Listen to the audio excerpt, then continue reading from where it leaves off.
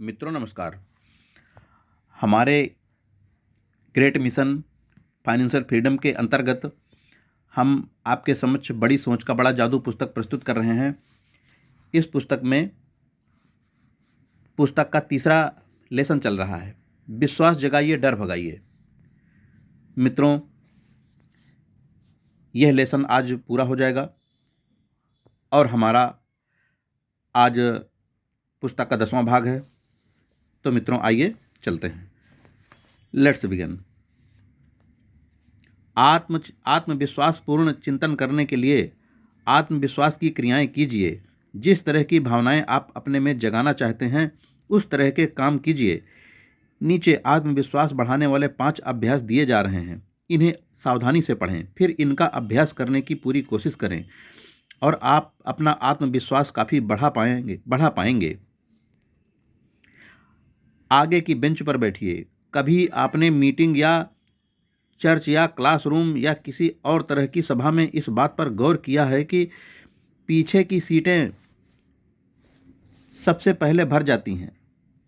ज़्यादातर लोग पीछे की लाइन में इसलिए बैठते हैं ताकि वे लोगों की नज़रों में ना आएं, और वे लोगों की नज़रों में आने से इसलिए बचना चाहते हैं क्योंकि उनमें आत्मविश्वास की कमी होती है। आत्मविश्वास नहीं होता। आगे बैठने से आत्मविश्वास बढ़ता है। इसका अभ्यास कीजिए। आगे से यह नियम बना लें कि आप जितनी आगे बैठ सकते हों बैठें। यह बात तो पक्की है कि आगे बैठने से आप थोड़े ज़्यादा नज़रों में रहते हैं, परंतु याद रखें, सफलता के लिए लोगों की नज़रों में रहना जरूरी होता है। अगला नियम, नज़रें मिलाकर बात करने का अभ्यास करें। आदमी किस तरह अपनी आँखों का प्रयोग करता है, इससे भी हमें उसके बारे में काफ़ी जानकारी मिल सकती है। अगर कोई आपकी आंखों में सीधे नहीं देखता है तो आपके मन में यह सवाल तत्काल आ जाता है, यह आदमी क्या छुपाने की कोशिश कर रहा है? यह आदमी किस बात से डरा हुआ है? क्या यह मुझे धोखा देना चाहता है? इस आदमी के इरादे क्या हैं? आमतौर पर आंखों के संपर्क में असफलता से 2 बातें पता चल जाती हैं। पहली यह मैं आपके सामने आने पर असहज अनुभव करता हूँ, मैं आपसे हीन भावना अनुभव करता हूँ, मैं आपसे डरा हुआ अनुभव करता हूँ, या सामने वाले से आंखें न मिलाने से यह बात पता चलती है मैं अपराध बोध से ग्रस्त हूँ। मैंने ऐसा कुछ किया है या सोचा है जो मैं नहीं चाहता कि आपको पता चल जाए। मुझे डर है कि अगर मैं आपसे नज़रें मिलाऊंगा तो आप मेरे दिल की बात समझ लेंगे। जब आप नज़रें मिलाने से बचते हैं तो आप सामने वाले पर अच्छी छाप नहीं छोड़ पाते। आप कहते हैं मैं डरा हुआ हूँ, मुझ में आत्मविश्वास की कमी है। इस डर को जीतने का यही तरीका है कि आप सामने वाले से नज़रें मिलाकर बात करें। नज़रें मिलाकर बात करने से सामने वाले को यह संदेश जाता है मैं ईमानदार और सच्चा हूँ, मैं जो कह रहा हूँ मैं उसमें पूरी तरह यकीन करता हूँ, मैं डरा हुआ नहीं हूँ, मैं आत्मविश्वास से भरा हुआ हूँ। अपनी आँखों से काम लीजिए। दूसरे आदमी की आँखों में आँखें डालकर बात कीजिए। इससे न सिर्फ आप में आत्मविश्वास आ जाएगा बल्कि इससे सामने वाला भी आप पर विश्वास करने लगेगा। तीसरा नंबर, 25% तेज चलिए। जब मैं छोटा था तो काउंटी सीट पर जाना ही अपने आप में एक रोचक अनुभव होता था। जब सारे काम हो चुके होते और हम कार में लौट जाते तो मेरी माँ अक्सर कहा करती थी, डेवी यहाँ थोड़ी देर चुपचाप बैठो और देखो कि लोग किस तरह चला करते हैं। माँ इस खेल को बहुत अच्छी तरह से खेलती थी। वो कहा करती थी, उस आदमी को देखो, वह परेशान सा दिख रहा है, या तुम्हें क्या लगता है वह महिला क्या करने जा रही है? या उस आदमी की तरफ देखो, वह कोहरे में लिपटा हुआ लगता है। लोगों को चलते हुए देखना सचमुच मज़ेदार था। मनोरंजन का यह तरीका फिल्म देखने से सस्ता पड़ता था। मुझे बाद में पता चला कि इस खेल को खेलने के पीछे माँ का एक कारण यह भी था और इससे ज़्यादा शिक्षा भी मिलती थी। मैं अब भी लोगों को चलते हुए देखता हूँ। कॉरिडोर में, लॉबी में, फुटपाथ पर लोगों को चलते हुए देखकर मैं समझ लेता हूँ कि उनकी मानसिक स्थिति कैसी है।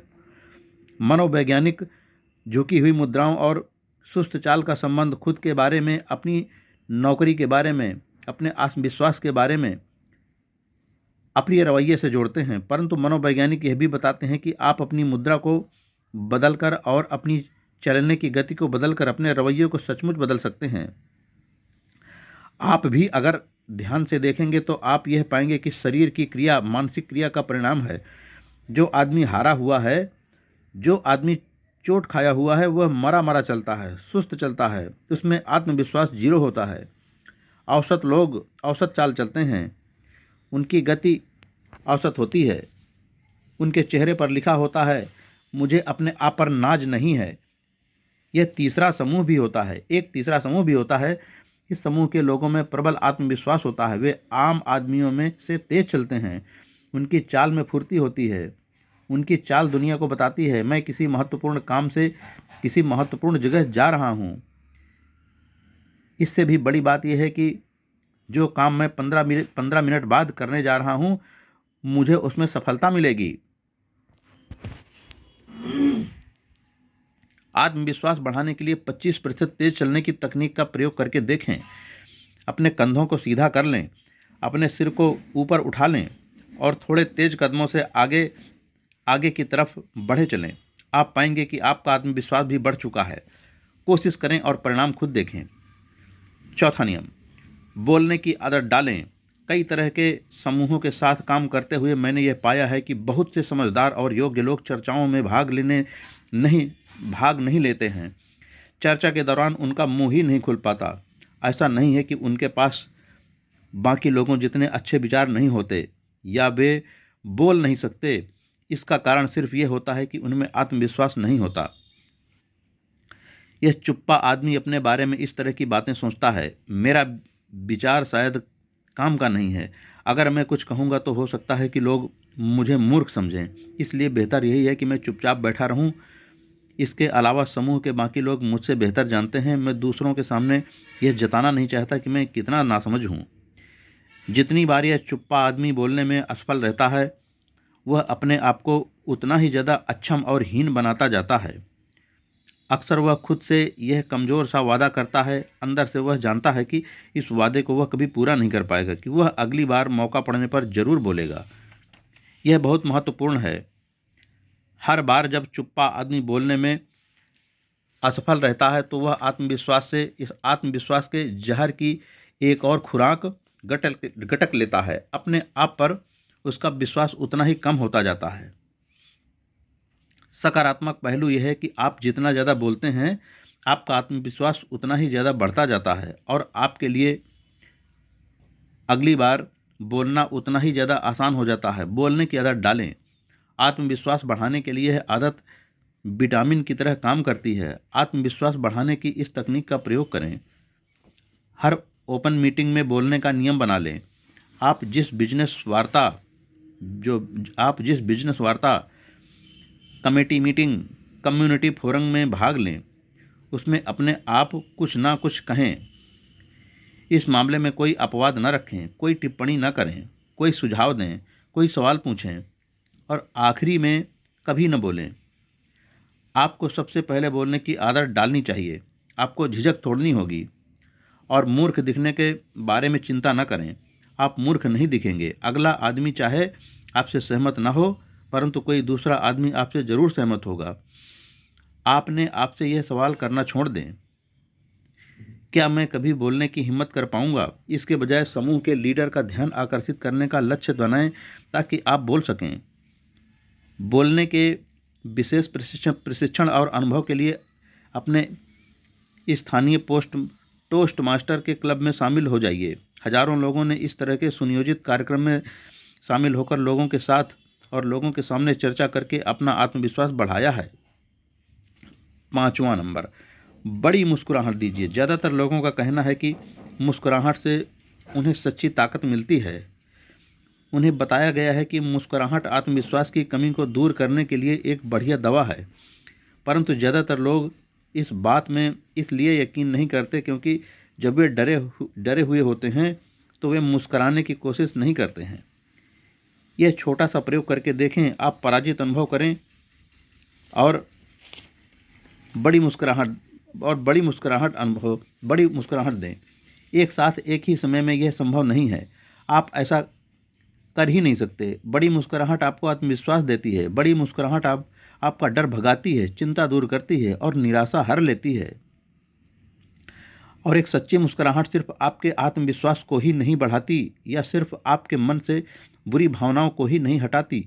सच्ची मुस्कुराहट से लोगों का विरोध भी पिघल जाता है और यह तत्काल होता है। अगर आप किसी को बड़ी सी सच्ची मुस्कुराहट दें तो सामने वाला आदमी आपसे गुस्सा हो ही नहीं सकता। कुछ समय पहले की बात है, मेरे साथ एक घटना हुई जिसमें ऐसा ही हुआ। मैं चौराहे पर हरी बत्ती जलने का इंतज़ार कर रहा था कि तभी भड़ास भड़ाम की आवाज़ आई।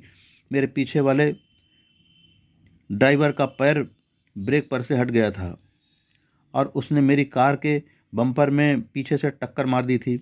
मैंने शीशे में से देखा कि वह बाहर निकल रहा था। मैं भी तत्काल बाहर निकल आया और नियमों की पुस्तक को भूलते हुए बहस के लिए तैयार हो गया। मैं मानता हूँ कि मैं उससे बहस करके उसे नीचा दिखाने के लिए पूरी तरह तैयार था, परंतु सौभाग्य से इसके पहले कि मुझे ऐसा करने का मौका मिलता, वह मेरे पास आया, मुस्कराया और उसने गंभीरता से कहा, दोस्त, मेरा ऐसा कोई इरादा नहीं था। उसकी मुस्कुराहट और उसके गंभीर वाक्य को सुनकर मेरा गुस्सा काफूर हो गया। जवाब में मैंने इस तरह की बात कही, चलता है, ऐसा तो होता ही रहता है। पलक झपकते ही मेरा सारा विरोध मित्रता में बदल गया। बड़ी मुस्कुराहट दीजिए और आप महसूस करेंगे कि एक बार फिर खुशी के दिन लौट आए हैं। परंतु मुस्कुराहट बड़ी होनी चाहिए। आधी मुस्कुराहट से काम नहीं चलेगा। आधी मुस्कुराहट की सफलता की कोई गारंटी नहीं है। तब तक मुस्कुराएं जब तक आपके दांत न दिखने लगें। बड़ी मुस्कुराहट की सफलता की पूरी गारंटी है। मैंने कई बार सुना है, हाँ, परंतु जब मैं डरा हुआ होता हूँ या मैं गुस्से में होता हूँ तो मेरी मुस्कुराने की इच्छा ही नहीं होती। बिल्कुल नहीं होती होगी, किसी की भी नहीं होती। परंतु यही तो खास बात है कि आप ऐसे वक्त भी खुद से कहें, मैं मुस्कुराकर दिखा दूंगा। फिर मुस्कुराइए, मुस्कुराहट की शक्ति का दोहन कीजिए। इन 5 तरीकों के प्रयोग से लाभ उठाइए। नंबर 1, कार्य करने से डर दूर होता है। अपने डर को चिन्हित कर लें और फिर रचनात्मक कार्य करें। अकर्मण्यता किसी परिस्थिति के बारे में कुछ न करने की आदत से डर बढ़ता है और आत्मविश्वास कम होता है। दूसरा नंबर, अपनी यादों के बैंक में केवल सकारात्मक विचार ही जमा करने की कोशिश करें। नकारात्मक, खुद को नीचा दिखाने वाले विचारों को मानसिक राक्षस न बनने दें। अप्रिय घटनाओं या परिस्थितियों को याद करने की आदत छोड़ दें। तीसरा, लोगों को सही पहलू से देखें। याद रखें, लोग ज़्यादातर मामलों में एक जैसे होते हैं और बहुत कम मामलों में एक दूसरे से अलग होते हैं। सामने वाले के बारे में संतुलित नज़रिया रखें। आखिर वह भी आप ही की तरह एक इंसान है और आप समझने के रवैये का भी प्रयोग करें। बहुत से लोग भौंकते हैं परंतु बहुत कम लोग चुपचाप सचमुच काटते हैं। चौथा नंबर, वही काम करने की आदत डालिए जो आपकी अंतरात्मा के हिसाब से ठीक है। इससे आपके जीवन में अपराध बोध का जहर नहीं घुल पाता। सही काम करना सफलता के लिए एक बहुत व्यवहारिक नियम है। पांचवा नंबर, अपने हर काम से यह झलकने दें, मुझ में आत्मविश्वास है, काफ़ी आत्मविश्वास है। अपने रोज़मर्रा के जीवन में इन छोटी छोटी तकनीकों का प्रयोग कीजिए। नंबर, आगे की बेंच पर बैठिए, नज़रें मिलाने का अभ्यास करें, 25% तेज चलिए, बोलने की आदत डालें, बड़ी मुस्कुराहट दीजिए। मित्रों, आज बड़ी सोच का बड़ा जादू पुस्तक के अंतर्गत हमारा 9वां लेसन कंप्लीट हुआ और पुस्तक का तीसरा लेसन, विश्वास जगाइए डर भगाइए, भी पूरा हो गया। अब हम पुस्तक का चौथा लेसन, बड़ा कैसे सोचें, इसके बारे में अपने भाग नंबर 10 में करेंगे। दोस्तों, इसमें गौर करने वाली एक बहुत बड़ी बात है। जैसे लेखक ने कहा है कि बोलने की आदत डालें। बोलने का मतलब यह नहीं है कि आप हर समय बोलते ही रहें, सामने वाले को बोलने का मौका न दें। अगर आप ऐसा करने लगेंगे तो बात बिगड़ सकती है और अक्सर बिगड़ती ही है। तो लेखक की इस बात से मैं पूरी तरह से सहमत नहीं हूँ। मित्रों, सामने वाले को भी बोलने का मौका देना चाहिए। सही समय पर बोलने का आप भी इंतज़ार कीजिए और जब सही समय आए तब आप बोलने में संकोच ना करें। जितना बोलना हो, जितना उचित हो, उतना ज़रूर बोलें, परंतु सामने वाले को इग्नोर करके नहीं, वरना वह आपकी बातों से इरिटेट हो जाएगा और फिर आपके बोलने का महत्व कम हो जाएगा। दोस्तों, जय हिंद।